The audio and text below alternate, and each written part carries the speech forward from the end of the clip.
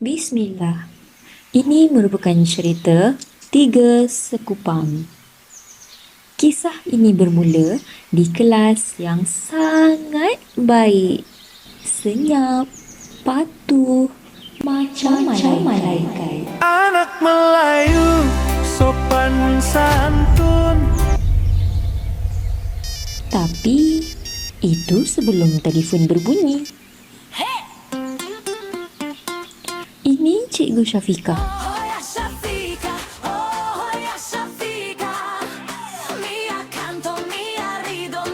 Tapi dalam hati ada taman. Siap ada bunga ros lagi. Dalam 10 saat, kelas berubah jadi pasar malam. Cikgu Syafiqah letak telefon Nokia-nya di atas meja. Sekali hentak, meja pun boleh bergoyang. Tiba-tiba, tanpa sengaja, satu objek bersejarah melambung ke udara.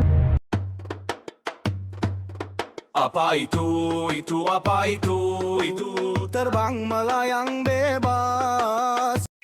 Satu kelas, apa lagi? Terus terdiam. Bunyi kipas pun boleh dengar. Cikgu Syafiqah mengambil telefonnya sambil mengikatnya dengan getah. Murid-murid semakin dihantui rasa serba salah.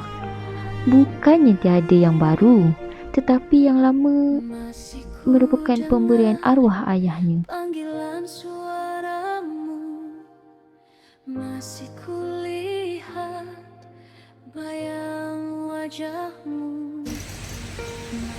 Syafiqah. Oh, Syafiqah. Mes ni nak.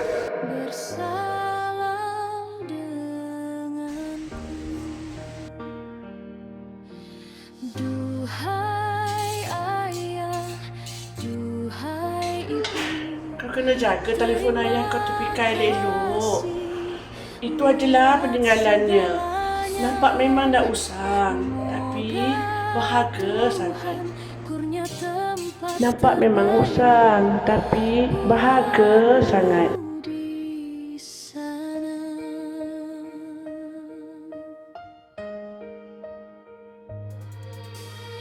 Masih ku dengar panggilan suaramu.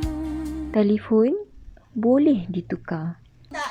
Trend boleh berubah. Tapi raya tetap tentang hati.